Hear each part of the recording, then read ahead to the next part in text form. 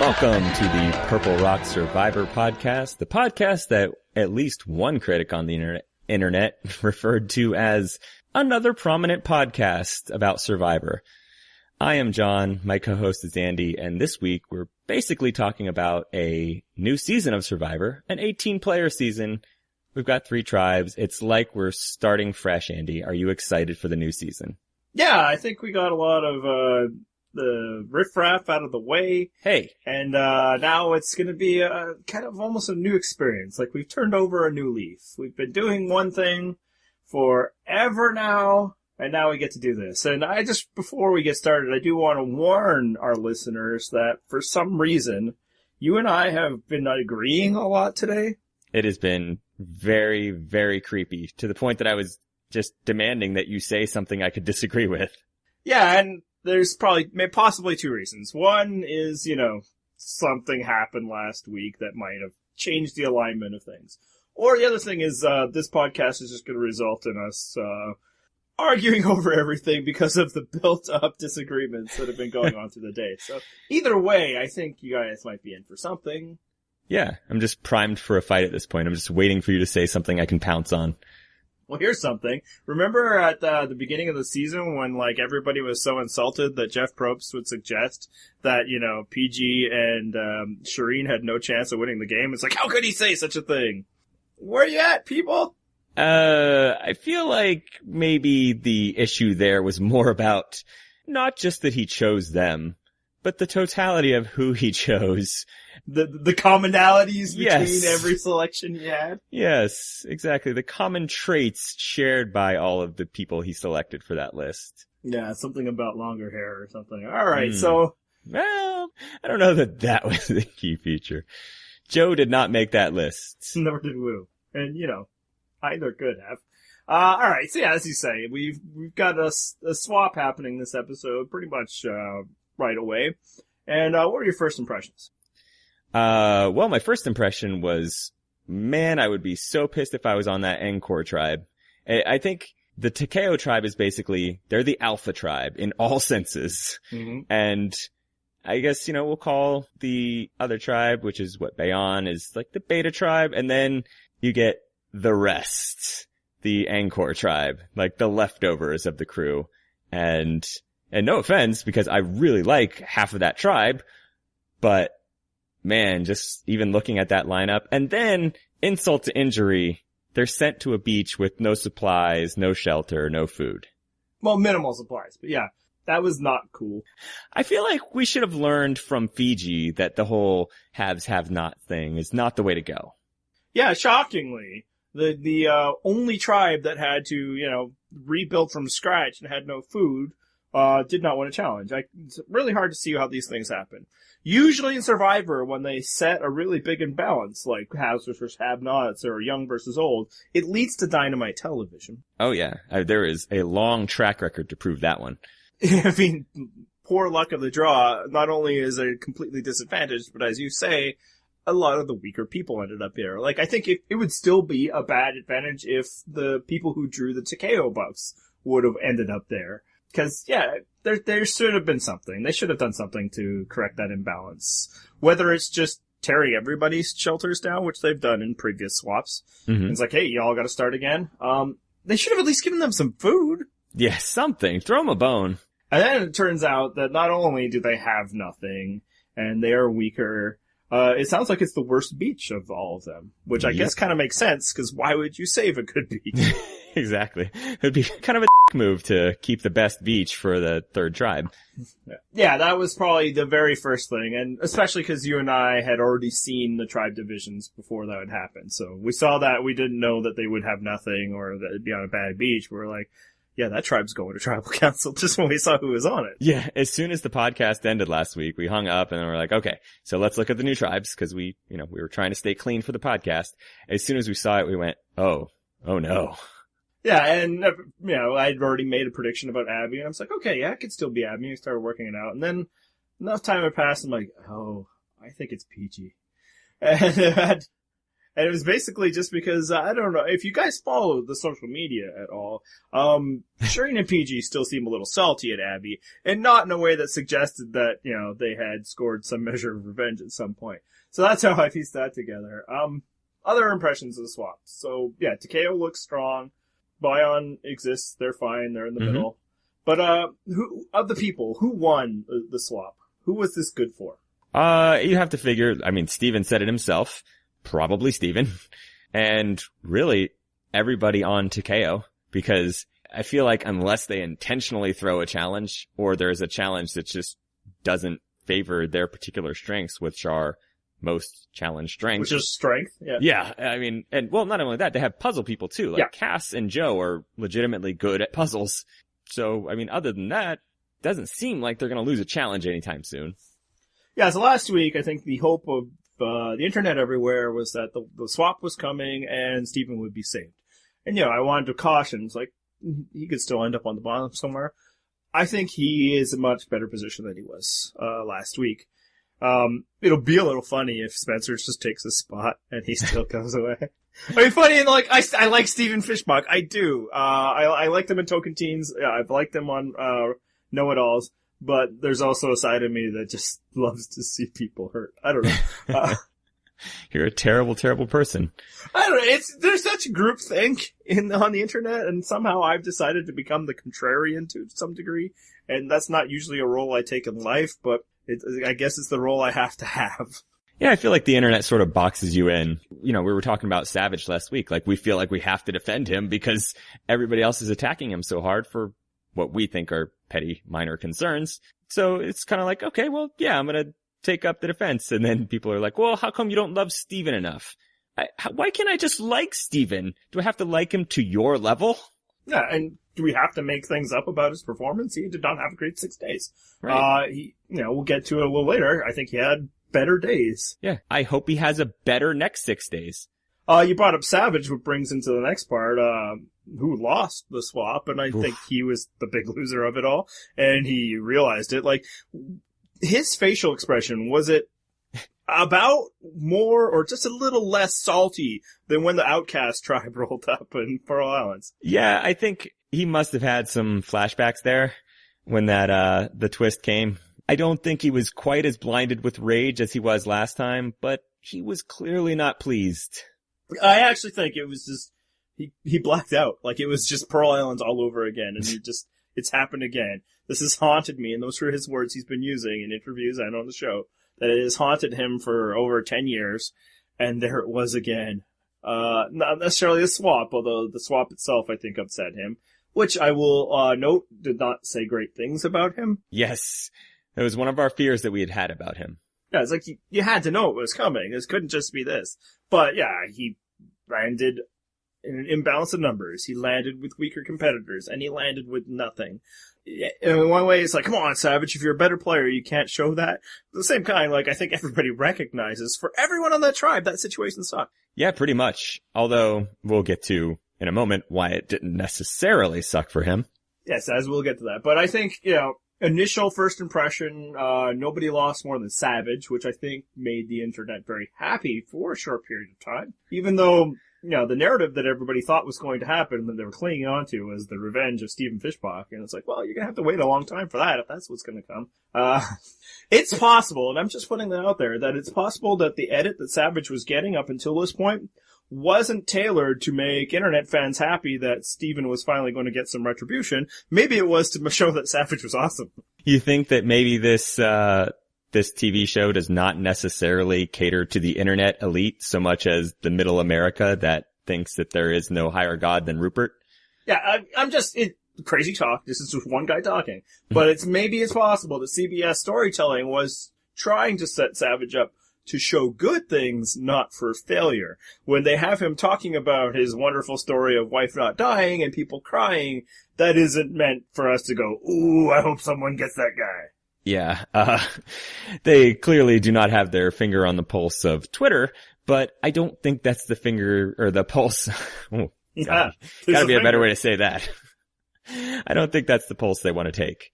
So, I think he was the the biggest loser of the swap, and that's probably about it. I mean, we'll get into maybe a few others in our later segment, but that was my first impression. Like, whoop, this isn't good for Savage. I mean, I wasn't as bad as our friend Matt, who I think was just catatonic at that point. Yeah. Because it was accompanied by a lot of, ominous quotes by Savage, both pre and before, or pre and before, both things.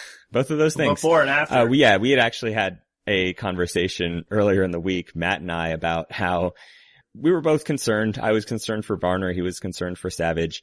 And we had come to the conclusion, okay, in the first 5 minutes of this episode, if we see Savage or Varner saying, I'm in a great place right now, everything's going great, time to panic. And we basically got that from Savage. So Matt was losing it. Yeah, now his wasn't as overt as Terry's, as we'll get to a little later. But it was there. But then once the swap happens and it's all like, that guy's doomed, I was like, okay, cool, he's safe. Because it's way too early for that. Well, and you know why he was safe? Because of one particular person on his tribe. How do you solve a problem like Abby Maria? The answer is you vote her out as soon as you possibly can. And if you're having trouble finding her, just look for the bridge that's doused in lighter fluid, surrounded by charred bridges. Yeah, that leads us into the big question of the night in terms of strategy and all that. Where did it all go wrong for PG? We had to say goodbye to PG last night, and that's very disappointing. And we knew going in that we were going to lose people we like on a frequent basis on this season because it was well stocked. But there were and are a significant amount of people who we were fairly indifferent to, and they're all perfectly safe. Yes, and seem like they might be set up for quite a while. Yeah, instead, PG, who we were both on the side of. Yes. So where did it go wrong for PG? It's got to be the first vote, right? First vote. It's right there. Yeah, I mean, because for both her and Shireen, that's the time you just take out Abby and then figure something out after that, because clearly we've seen the results and, hindsight's 2020, but man, you should have seen this coming. Yeah, well, her especially. Like, last week we talked about it with Shireen, and I did fall on the side that I think it was a mistake, simply because I think just your better odds are taking out a player like Abby Maria. But for Shireen herself, I could see the argument of why she felt the need to play the numbers where she was. Right. PG had options. And moreover, she already was in Abby Maria's crosshairs at that beginning, so she couldn't even have deluded herself, as Shireen probably did in the first 3 days, that, oh yeah, it'll be fine. Abby will be fine. She was coming after her on the first hour of the beach over the stupid bracelet. And when she's voting for Vetus, she's all like, this isn't what I want to do. It's like, then don't do it. Varner asked you. You should have said, no, Varner, we're going to do the other thing that you and I talked about. And you're good. You're golden. You would have been in that alliance, which apparently she worked her way into the next date anyway. And I know, her, she said in retrospect that, Terry, social game genius that he is, never welcomed her into the alliance so much as dictated where, oh, don't worry, we're going to vote for Abby. But you don't need to solidify everything in the first 3 days. There's time. And, she knew it, and she blew it. And that's devastating because, again, like you said, we were excited. She was one of the people I think we were both excited for. Yeah, I think there was about 4 or 5 people that our entire site were just totally on board for. Like, we all voted probably about 17 of the same people. But in terms of core, genuinely exciting for, I think PG was definitely in that top 5 for us. Yeah, I don't think we had too many people, even amongst our commenters on the site, that were like, no, I'm not really all on board on PG. I think there was a lot of enthusiasm for her. And I don't know if I brought this up. I think I'll mention it here. Maybe again. I don't know. One of the people that I was a little different from the rest of you guys on was Abby Maria. So I feel like I was the little kid that asked for a flamethrower for Christmas because I thought it would be really cool and fun. And then the house burns down and I'm like, oh, who could have seen this coming? Yeah, that's what I got with Abby Maria. It's like I wanted that to happen. I just didn't want it to happen to the people I liked. Yeah. No, there's 3 weeks, the story of Survivor has been who will get burned by Abby Maria. Mm-hmm. But the thing is, there's actually been 4. The fourth person was the collective voters. The people, no, not all of them. Some people are delighted by what Abby's giving. This is why they voted. They wanted this Agent of Chaos. And I think some people wanted Agent of Chaos, but as you say, not for their peeps. And for me, I was just like, you know what? No, I'm good. Her brand of crazy is not what I'm into. She was more annoying than interesting. And actually, I find her a little more interesting just because of how much it's being like this. Like in Philippines, yeah, she was crazy, but they didn't lose. So we can get to see it. And while, it has resulted in the elimination of somebody like PG I liked, of Shireen, who I still kind of liked. And Vetus to a degree, although that was probably the one you can pin on Abby the least. Right. Even though she's done that, at least it's kind of been interesting and instructive in a way that, I've always advocated. Just like, don't mess with the fire. Just take out that variable. It's bad, bad, bad. And I feel like, has enough victims so far, and she might still get some, which is terrifying, that people might learn that lesson. Somebody on Twitter posted today, I believe it was Morgan Stradlin, I want to say. Maybe we'll edit out if I was wrong. Just a parable about a young girl. Oh, yes. The girl and the snake. Girl and the snake who finds a snake and says, "Oh, I'm so cold. Help me, protect me." And she picks up the snake, and after saying, "Oh no, you're going to bite me, I'm afraid." "No, I'll be fine." And then the snake bites her. And it's like, "Hey, you knew what you were doing when you picked me up." And that's Abby. I'm still a snake. Yeah. As disappointed as I am at the results here, I'm also fascinated by watching this because it just seems like Abby's going to find her way to the bottom of every single alliance she joins. It almost doesn't even make sense for her to jump between alliances at this point because she's just going to find some way to alienate herself with whatever group she latches onto. But it's fascinating to watch. That first vote, she had, 6 people she was in with. Hey, doing great. The next vote, she's flipped over to the other side because she's completely turned on Shireen. And then this time, she's like, okay, we got numbers, 4-2. No, screw this. Everything wasn't perfect for me. And boom, burnt bridge, you jump into the other side. Yeah, and as much as she jumped and burned PG, that's almost defensible because PG was also trying to vote her out. But before that, she'd flipped on Varner. It's just who was the person she was laughing with and having a good time last episode. There's no one safe from from Abby Maria's wrath. And at the end of this episode, it looks like, clear division. 4 people went one way, Wu was on the outside. She throws the shade at Wu in, a very bone-chilling way. I don't think it's Wu next week. It's totally, anything could happen still in that tribe because somebody just doesn't do what Abby wants at the precise moment. Yeah, and that's the danger with Tasha and Savage. So they needed a number. And they get Abby Maria. Beggars can't be choosers there. You're taking Abby Maria because you needed that number. And now it's just okay, fingers crossed that this doesn't explode until we can get rid of her. And it's just like the ticking time bomb. You're just waiting to see, okay, can she hold out long enough? Will she somehow avoid alienating them for 3 days? I don't think it's going to happen. Yeah, and what's tough is okay, well, you used her for one vote and you can get rid of her. But she could just go back. Yep. Yeah, Varner and Wu could be sure, now we need you. I mean, I think she's starting to run out of time because I think Wu might just be no, I don't need to be us versus them. But it could totally happen like that. She can still dictate at least one more vote, if not more, because that's how the dynamics of, especially this season, is so far set up, that it seems to be one side versus the other side of fairly equal numbers for each of these votes. And Abby just gets to blow it all up because she can pick a side. And it's not like there's a strategic reason why she's picking the sides. It's just, in her head, there's strategy. Right. But there isn't. It's just, she became upset with somebody, and the other side hasn't upset her, in part because they're not aligned to her. So, there. And I will make these people pay. And really, with a 6-person tribe, you're always a crucial vote. There's nowhere to hide. The tribe is so small, one vote means so much. Yeah, and it was this time. PG could have let Varner go, but then she's then I'd be at the mercy of Abby. So then she's okay, well, I'll take out Abby so that I can still have some numbers or potential. But no, Abby was the one that made it happen that way. Besides just taking out Abby in the first vote and going with Vetus and all of that, was there anything PG could have done in this episode? She could have bought herself a few days by just agreeing to vote out Varner. But I think it would only be a few days. Yeah, well, I mean, I guess in that point, you're hoping that within those 3 days, Abby does her trademark flip and somehow she's your best friend again. Yeah, which, I mean, 3 days is helpful.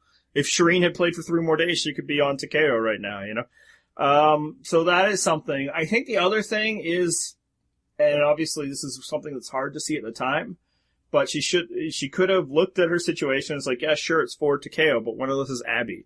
So, and just offered her services immediately to Savage and Tasha. Yeah, as long as you can also get Varner, at least Varner and or Wu on board with that plan. Yeah, and I think you could probably get Wu on board. Or, right. And I understand that they can't see this pattern yet, but, if you're part of a tie, you have Varner on your side. Because he ain't going to rocks. No, he's not. He made it very clear before the season, and I think pretty much every vote has shown Varner has no interest in being tied. Yeah, he voted Vetus because he wasn't going to be part of that tie. He voted PG because he wasn't going to be part of that tie. So, again, I understand that they don't see that pattern yet the way we can, but you don't need to get a majority. If Varner's on the other side, he'll be part of your majority. Right. That's your voting for him. So we're saying that the crucial error was teaming up with Abby. If, we said last week that Shireen never should have done that. Did Savage and Tasha make a mistake? No, because you have to go from your 2-4 disadvantage somehow. Yeah, they're at such a disadvantage that it can't be a mistake, even if it burns them next week. Shireen wasn't necessarily in that disadvantage until she was, right? Right. She kind of forced her way into a disadvantage by her own admission. Yeah. It does feel a little bit to me, it's funny that just watching Savage and Tasha walk into this situation and, heads hung, like, oh, this is not going to be good. We'll try our best though, see what we can do. It felt like Tocantins were just the heroic threesome of Taj and JT and Steven walk into this tribe that's just waiting to implode. Yeah, like when we saw the tribe division, obviously it's 4-2, but I wasn't afraid for Savage and Tasha at all. I was like, those people are not going to hold it together. And that's what happened. And we should probably stop saying it as Savage and Tasha, because this was more Tasha than Savage, right? Yeah, I feel like Savage kind of mailed it in once he thought the numbers were against him, and Tasha did the heavy lifting on this. Yeah, and I mean, she had the confessional. She's been here before, which has happened at the swap in her tribe. And she just had the more positive attitude. It sounds like she was the one that bonded with Abby and Maria. They were out there braiding hair and such. Which is why for next week, I might be most afraid for Tasha. Because she's the one closest. And I'll try to say Tasha. So yeah, we made the joke earlier today that, Abby will bite the closest hand, and Tasha's is currently the closest hand. Yeah, but to the earlier point, I don't think it was a mistake. There were desperate times, desperate measures. The metaphor I made, or the comparison that I made with you guys earlier, is this is like in the zombie movie or TV show, where the protagonists are outnumbered against a crew of, evil people, and thus they just unleash a bunch of zombies on them. Yeah, only option. Yeah, the zombies are probably pretty dangerous. They might kill you or somebody in your crew, and in fact, if you have a big enough crew, they definitely will take out one of them. But you're gonna lose either way, so you take the chance at the chaos that might even things up. So that's where it's at. Just hopefully, for their sake, they recognize that early next week. Yeah, so far we have compared Abby to a zombie and a snake. Yes. If she sticks around long enough, we might have more. So was it right of Tasha and Savage to go after PG instead of Abby or Varner, though? Yeah, because otherwise, if you don't take out PG, next week, I guess if you took out Varner, maybe. But if you just take out Abby this time, then next week it's PG, Varner, and Wu back together. And then Savage and Tasha are on the bottom again.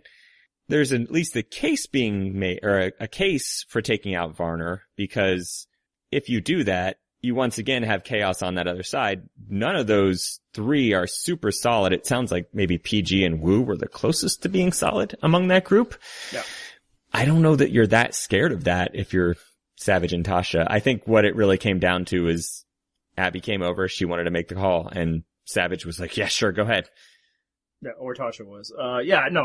Our friend Matt pieced that out, and I think A lot of other people have gotten that. That was an immediate question, like, why didn't they vote out Abby? Because as we keep saying, vote out Abby, vote out Abby. And they had the opportunity. PG and Wu had flipped over. But as you say, taking out PG or Varner is a chance to grab the numbers. Majority is the word. Thank you. So yeah, that was the right call. Yeah. Hey, speaking of Varner though, where did it all go wrong here? What happened? Yeah, he just totally messed that up. And I believe the edit in this case, it was edited down, but I think it was in that exact moment where he starts whispering to, Kelly Wigglesworth. And it's like, just why, dude? Why? Yeah, why are you ever sticking it out there for Kelly Wigglesworth? I get that you want to go to the end with people you can beat, but man, you are so far from the end right now. Yeah, and you just lost. Like, you're going to tribal council now. And like, where it went wrong is, I think as soon as he saw the tribe division, he saw he had 4, and he was already like, bye-bye, Savage. In PG interviews today, it sounds like he had mentioned throwing the challenge to get rid of Savage. So I think he didn't even care that he was going to tribal council. He didn't care that he could get in trouble here. He was trying to help out his friend Kelly Wigglesworth, who has no idea who these people are. Right. He should have not only mouthed the names that he wanted, but pointed to them just so she would know who they were. Yeah. So that's why, but it's just baffling, man. Like, if it was the other way around, if he was the winner, I could almost understand that overconfidence. Right. Like, telling your tribe partner who to vote out. But no, it was just basically, and what did you think he was mouthing? Yeah, I think he was basically tipping her off like, okay, you're good if you go with Kimmy and Monica, because, you know, Kelly was probably looking to him. I'm assuming Jeff was kind of running their alliance. And so, like you said, Kelly really probably doesn't know these people. So Jeff was probably giving her the heads up like, hey, just drop my name to these people and you'll be good. Yeah. Because Jeff Varner, Teflon Don, he's got connections. He does. And then what we didn't see is after Tasha blew up his spot there, he went crazy on the mat and just was like trying to throw shade on everybody in his alliance. Like, I'm not the snake, PG is, or Wu is. And just like, whoa. Yeah. And then 5 minutes later, we've gone to PG or Abby Maria getting voted out. Yeah, like that. I mean, the missing part of that edit explains why Varner was in danger at all. Because the one thing I didn't get while watching is like, yeah, that's a bad move. In fact, it's probably just going to put a target on your alliance partner's back once it gets called out. Like, cause Kelly might be in trouble. Right. But I didn't understand why any of his current alliance gave a crap. It's like, well, sure, he's talking to people that are still in our alliance. Whatevs, yeah. Yep. But I guess it's because not only did he have that brain cramp, but he just had a massive one after that and started throwing those people under the bus. Like, why? Why do you care if Tasha realizes that, you know, you're not in a tribe with her? Guess what? We're not. Exactly. If you still had your 4-2 advantage that you assumed you had, then who cares? So easily the worst Varner has done since he's come back. And that, you know, is saying something given that he is horrible at every challenge. But then we go back to camp and Varner sleeps his way to the top. Man, I mean, in subsequent interviews have suggested that he actually did do a ton of scrambling, which fits with what we've seen of Varner. But if he could somehow have turned it around just by laying there and taking a nap, he would become a bigger hero to you and I than he currently is. He really would, because it would just send the message, you know what, kids? Just don't even try. That's right. And it would also be amazing because it almost could explain what the strategy is for maybe dealing with Maria. Abby Maria, you know, the question that we posed last week and in a blog post that you could check out on purplerockpodcast.com of how do you solve a problem like Abby Maria is nothing. Just kind of wait and she'll blow up with somebody else. Exactly. Just stay far enough away so that you're not collateral damage. The end. Now, apparently that doesn't work if you're inside the shelter and she decided to sleep on the beach at night. Right. But yeah, he actually did do a lot of scrambling, but it was kind of funny. Cause yeah, it was all like, all of a sudden it's Varner. When it looked like it was Varner, how scared were you? Oh, I was devastated. And man, it made so much sense too, cause I'm like, oh, we got so much Varner these first 2 episodes, and then we're getting a lot of him tonight too. Yeah, he was tempting a comeuppance with all like, oh, I'm not gonna enjoy being around him. I can't wait. Yep. Be around him and all that. It's like, oh, no, Jeffy, no, Jeffy. Yeah. Oh, we'll get to someone later on who really tempted comeuppance. Yes. But yeah, and then all of a sudden, hey, it's Abby versus PG. And did you feel like the PG vote just kind of came out of nowhere? No, I think they tried to obscure it a little bit. So I get it. They wanted to leave some mystery. They always do that. And they leave some parts of the story out that would have, made things a little more clear. Yeah, I mean, I certainly wasn't blindsided. This has been coming to a head for a few episodes now. I do feel like it was abrupt because it kind of went from Savage, Varner, Abby, PG. But I almost feel like it was a little honest in some ways. Like, I do think it fell apart from challenge to tribal council. That's in a period of 3 hours, it all went that way and it followed that pattern. So, obviously they cut a bunch of stuff out, especially Varner's, wheeling and dealing, which I'm okay with. This was the story of Abby versus PG. We didn't need Varner as well because we're going to get more Varner. Fingers crossed. Well, I mean, we'll at least get 3 more days. True. But I do think that the storytelling was fairly honest in that it fell apart that quickly for this tribe. So speaking of a tribe falling apart, we did get a listener email this week from Brian. He's got 2 questions for us. The first one is about the exact topic we were just talking about. He says, what are the odds that the former Takeo tribe continues to be decimated for the first half of the season, and then Bayon spectacularly self-destructs after the merge, Tandang style, allowing surviving Takeo members to split the middle and make it to the end? What do you think? I think the odds are actually pretty good. In a way, I don't think we're going to see this, tribe versus tribe, alliance versus alliance. Right. Because, I mean, we've already had a swap. There will be some kind of merger swap thing still. We're at 3 tribes of 18 as of, last week. That's how 3 they tribes start of 6, season. if you will. Yeah. But 18 people. There you go. 3 ways. And obviously now we're at 17. When they do that, they bring them down to 2. And that's what's going to happen here at some point. So there'll be one more mix-up then there'll be the merge. There's the pre-game alliances, previous relationships. So I don't think it's going to be as rock solid as a tribe, that's been dominating, just waiting to crumble because they haven't taken care of business. But I do think there's a very good chance, like better than 50% chance, that the winner of this game was on the Takeo tribe to begin with. Yeah, I think there's some good odds there. There's certainly some very good candidates that are both good players and getting good edits so far. Wentworth, Spencer, Varner, all immediately jump to mind. Yeah, if I was ranking like the top 5 most likely candidates to win based on the storytelling so far. And I will say that I think there's still plenty of story to go, and people that have not yet been positioned could easily get there. If for no reason that the edit has been dominated by the Takeo tribe. I mean, obviously now it's Angkor, but really it's still Takeo business that we were dealing with last night. I say 3 of the top 5 are from Takeo, and it's those 3 you're speaking of. Yep. I put the other 2 as right now, Jeremy and Savage. But yeah, so I do think some of the people who have not yet been tested will fail as a result, and the people that basically aren't in the edit right now. Whereas, the people that have been going through these battles, be it Spencer or Varner or Kelly, they will be able to exploit those divisions. Yeah, and I think that this season, I mean, I've talked about how in a season with so many returning players and so many that I like, it's going to be disappointing every week when someone goes home. But at the same time, there's going to be so many potential winners that I'll be excited about. And I feel like there's just so many potential good stories left that we're going to end up with something good at the end of this season. And it doesn't have to be a self-destruction thing. I've seen that narrative before. If it is that's fine. I like it. It's entertaining. But I certainly agree with the premise that someone from Takeo at the beginning does stand a chance at sitting at the final tribal council. All right. So the second part of Brian's email is, how amazing is Abby Maria? Oh boy. After several memorable failures trying to cast a male crazy villain type in returning seasons like Colton, Brandon Hance, Johnny Fairplay, is it time for Survivor to try and fill that role with a woman instead? One word answer. Yes.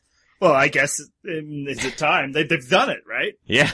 Hey, he made some very good points there. When those people were brought back, they were horrendous.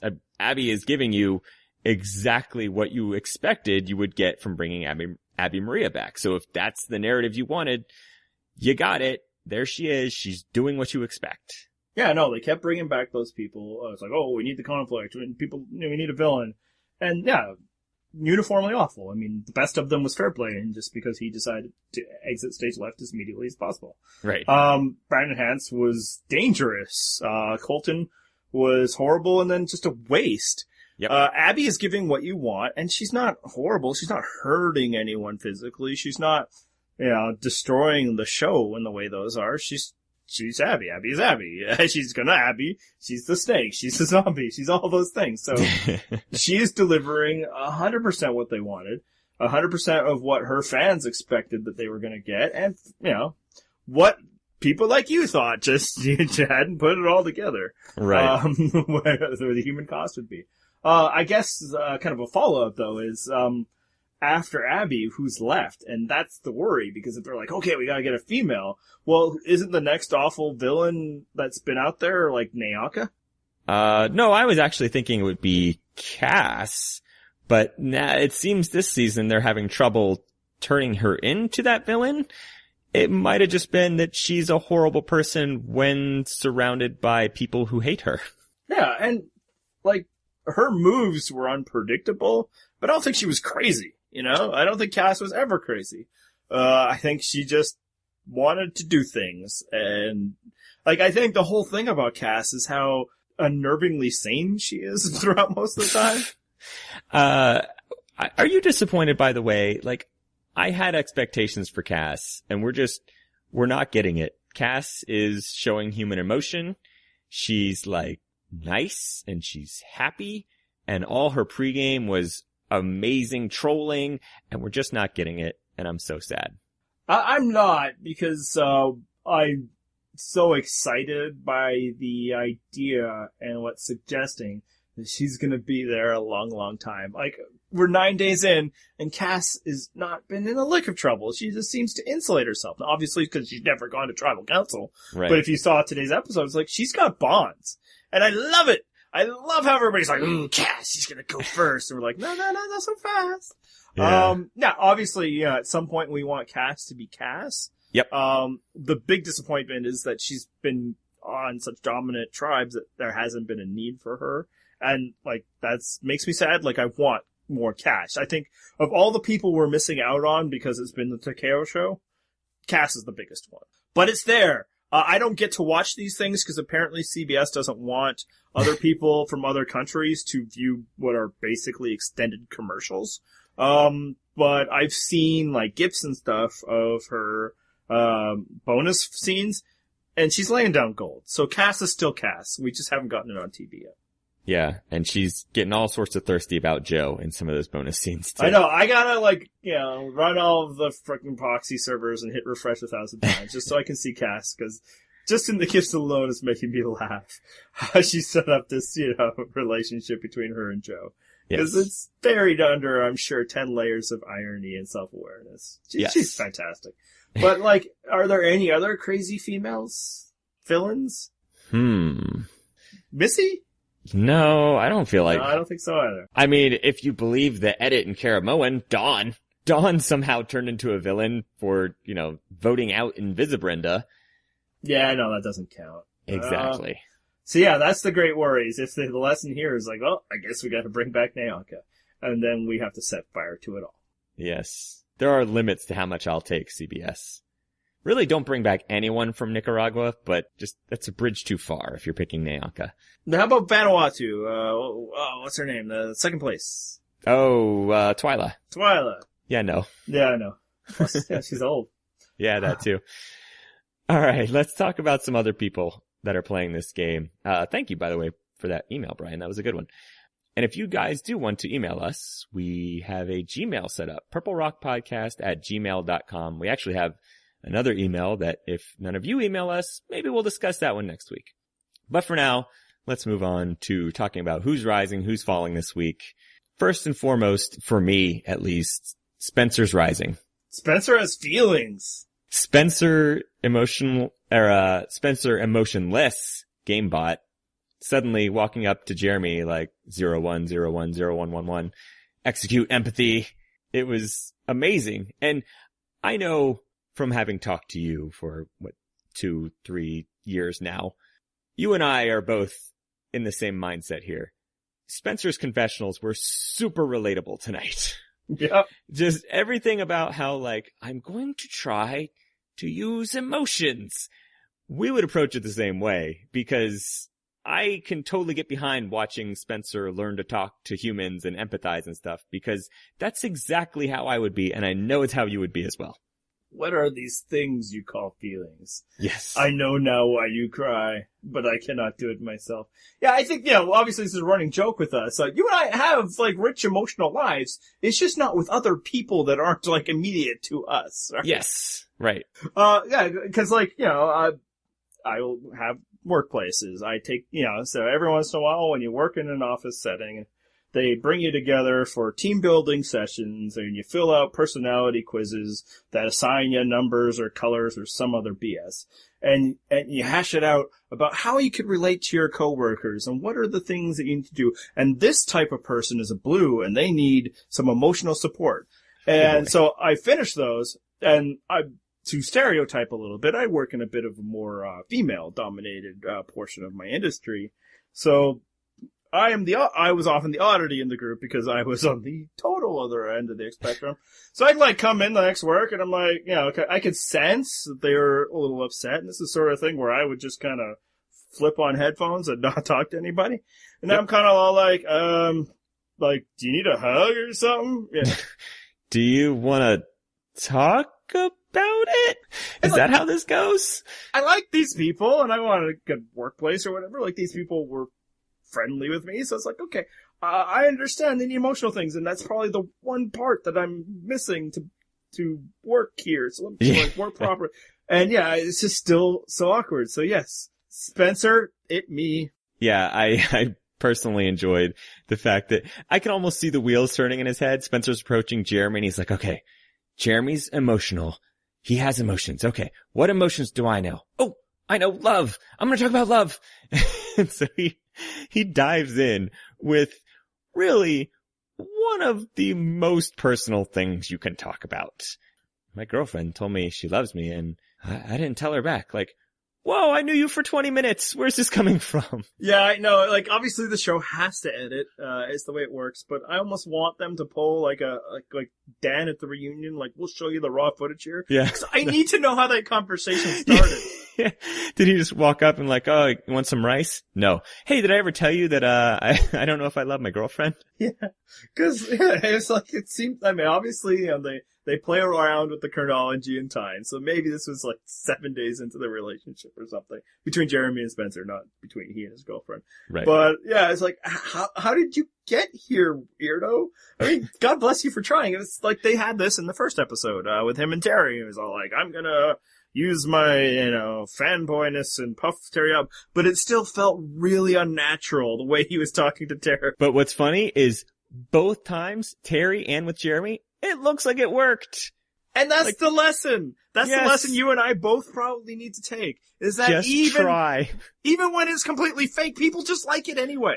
And I do this a lot, and I shouldn't say this because she listens, and it's real. I say nice things about my wife in public areas, and it's totally how I feel. But it's like, some people might be like, wow, that's super corny. It's like, it doesn't matter.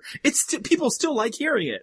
Even in my workplace, I'd be like, oh, you guys are fantastic. And it sounds super like, you're just kidding around. But they still like it anyway. So bravo, Spencer. You're rising. Yeah, and what's funny is people, when they get compliments, as long as it's complimentary, they don't dig too deep on how serious you are or like how specific you got. It's just like, oh, I got a compliment. I mean, as long as you don't come off as desperate or slimy, it's not like Spencer's waiting for, like, they're, about to head to tribal council to vote him out. Or, you're foreigner wearing MeUndies and doing yoga or something. Or Vita, sorry. Yeah. People like hearing that stuff. You don't need, so you can try. And bravo for Spencer. Yes. I do think, he is in a much better position than he was, at the end of last episode. And I think he could last a while. And I think the edit is suggesting he will.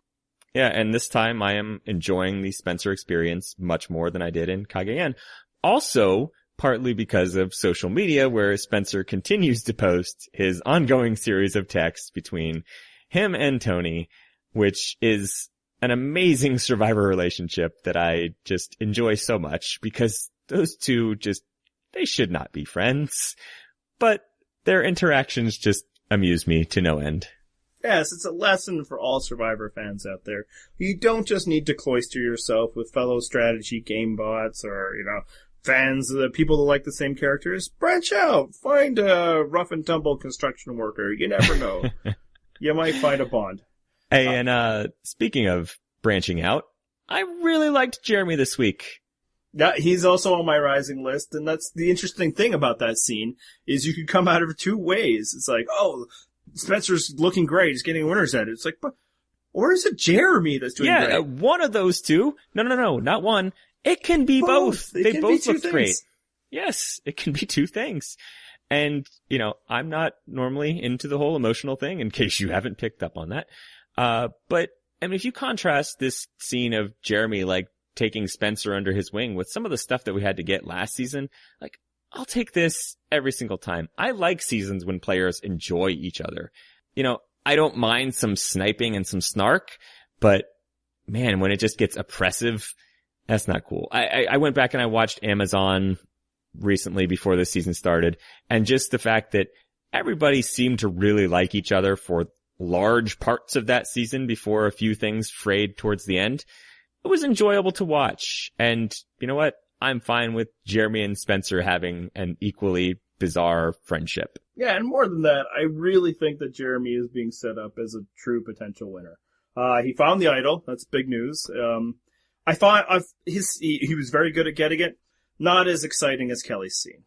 No, but he was super. He's I can imagine Jeremy when he goes to Vegas gets upgraded to rooms all the time with those sly, slipping a bribe type tips. He's got the move there. Yeah, no, he knew what he was doing, and bravo for him. And especially because it sounds like in San Juan del Sur, he was looking for the idol constantly and was terrible at it. Meanwhile, it just jumps out at Keith and John Rocker. So, yeah.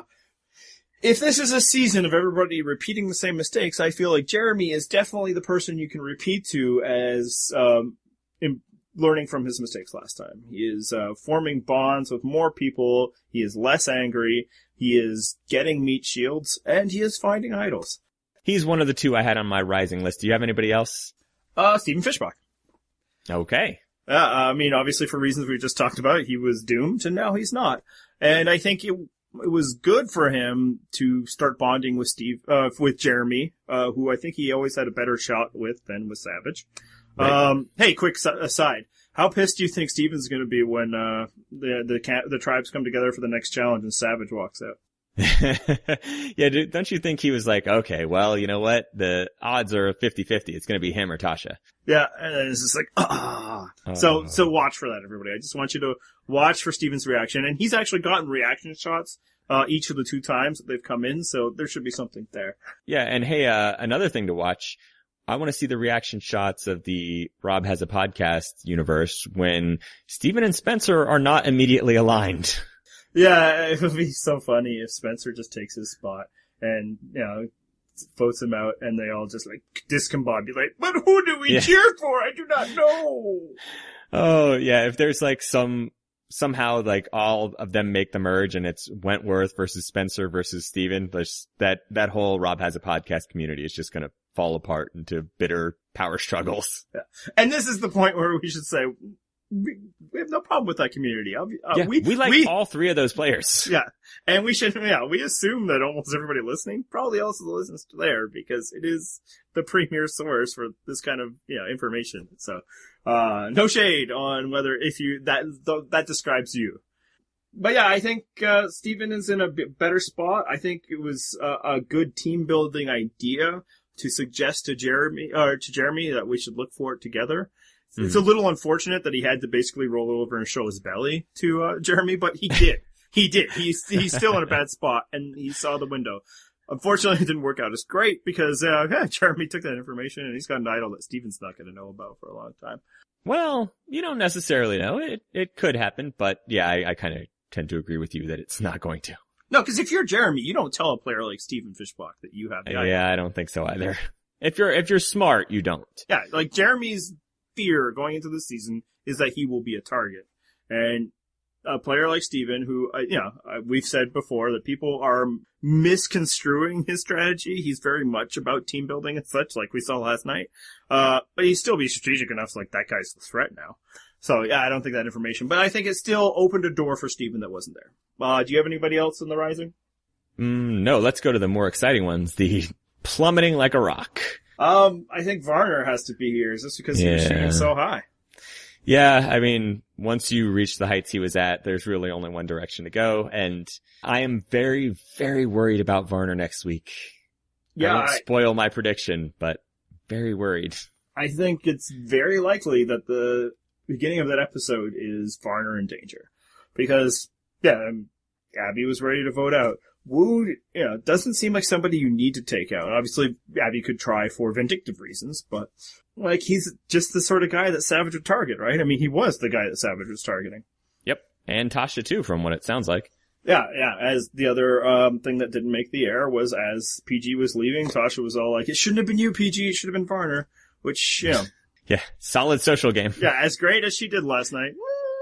That's the sort of thing that maybe turned me off about Tasha. Not that I like have a big issue with it, but it's just not smart.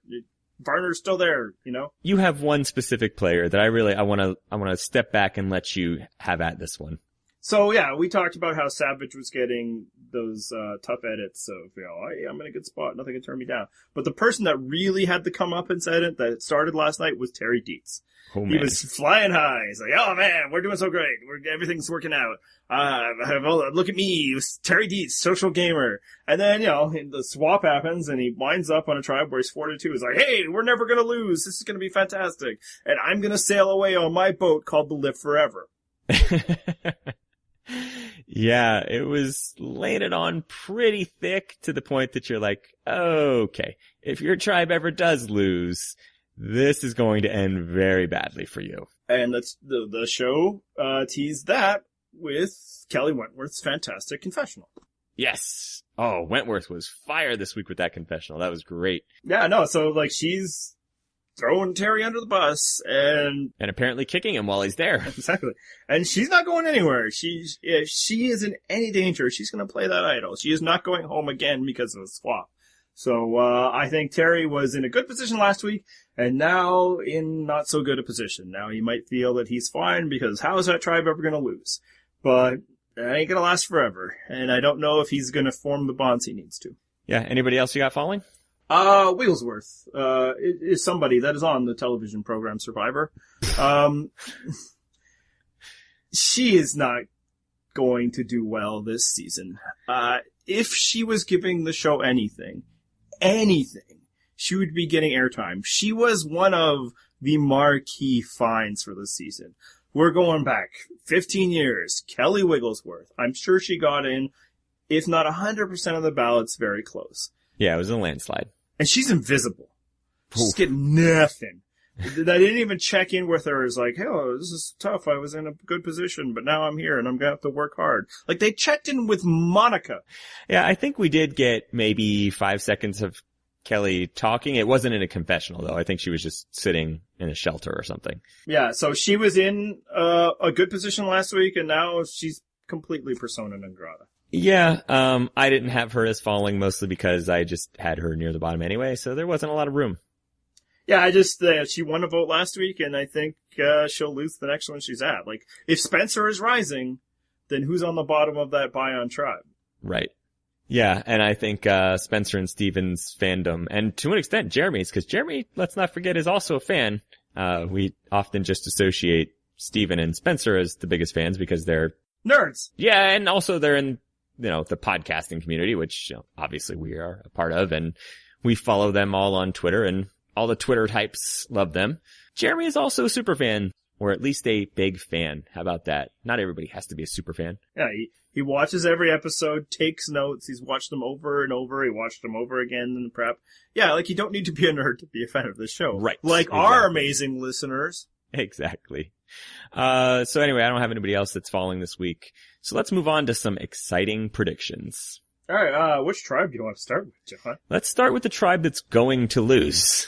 You have a a different perception of what that might be, but I think 90% of the listening audience here is going to agree with me that the Angkor tribe is once again heading for an immunity challenge loss. What a crazy out there prediction to suggest that the tribe of weaklings that has no supplies and that is in complete disarray might lose. Yes, I know. Yeah, really stepping out on a limb here. So, for alphabetical only, we'll start with Angkor. Oh yeah, that's why. So who do you got? Okay, so, and it broke my heart, but I see the writings on the wall, and I think it might be Varner. And I feel like just saying that, I'm already saddened, but I think we got this preview that it might be Wu at the end of this episode, and that's misdirection, and that's Abby being Abby. So by the end of next episode, I'm sure at the start of next episode, it'll be, all right, let's get Wu. And then 40 minutes later, it's going to be, okay, well, it's Varner this week. And you're going to go, what the hell? He was fine at the start of this episode. Yeah, see, I think at the start of the episode, I mean, obviously there'll be Wu being like, what happened? And, Abby probably yelling at him or something like that. But then I think, after the nightfall, maybe after the, credits, it'll be Tasha and Savage saying, okay, we need to get Varner out. He's the strategic threat. He's got, people on the other side, and he's a drain in challenges. Challenges, Unity, Savage. Right. And then I think things will happen and it won't be that. Now, we talked about how Abby is still useful. Abby can flip, but maybe there's nowhere left for her to flip at this point.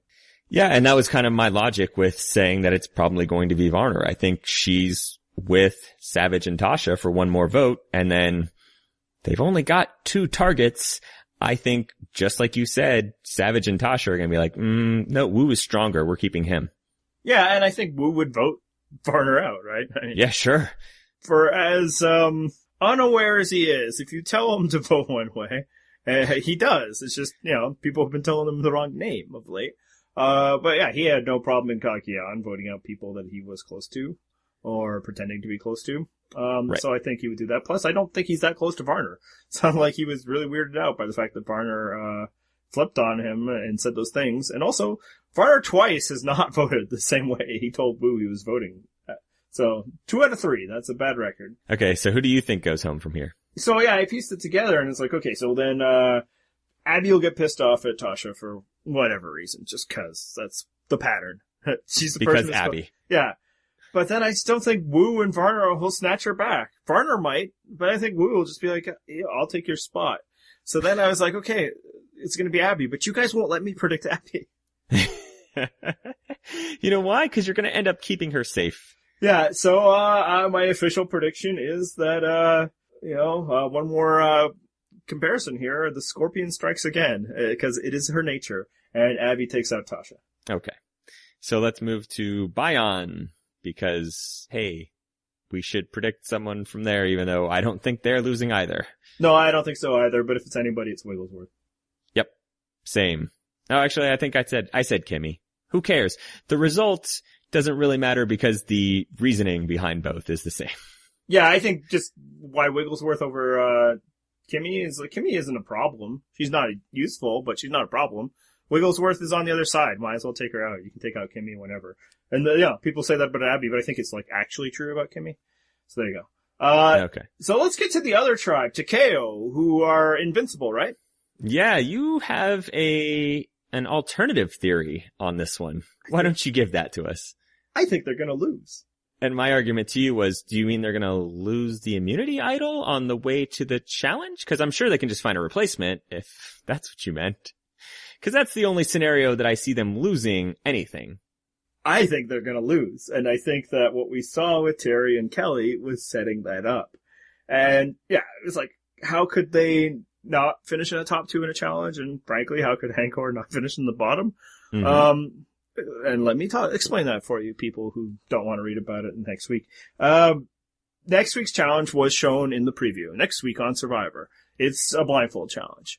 What that means is, for one, blindfolds slow people down. And I think it takes away some of the inherent strength. As long as everybody's strong enough to lift the things, I don't know if Terry and Joe being stronger is that big an advantage. Or, Jeff and, say, Wu being a little less strong. Varner, who's been a complete drain, his biggest weakness is moving at a speed more than walking.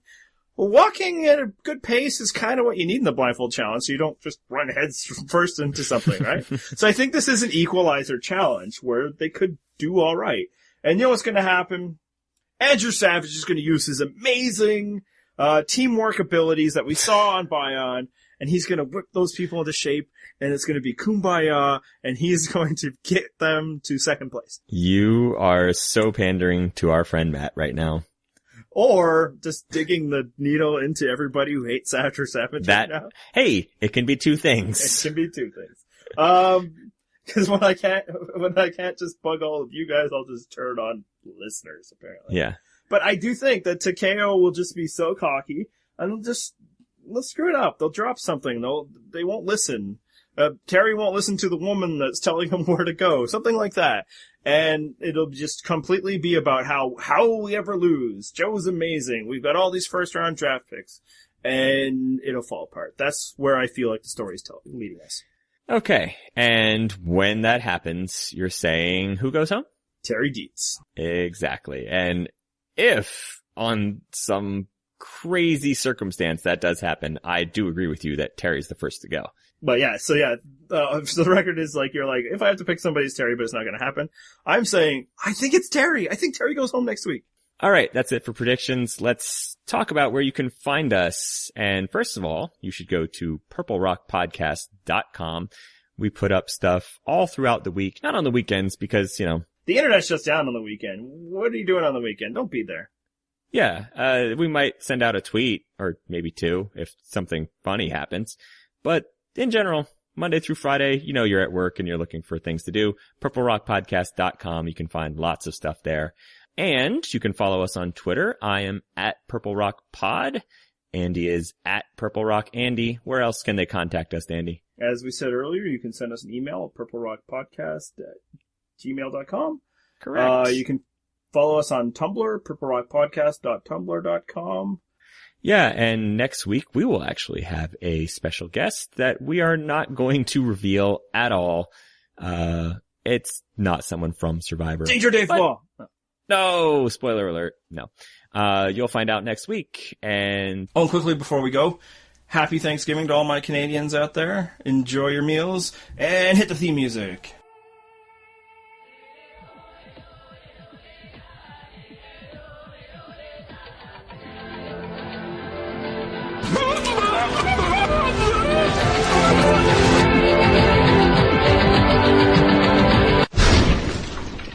That's what it's like when a woman wants a baby.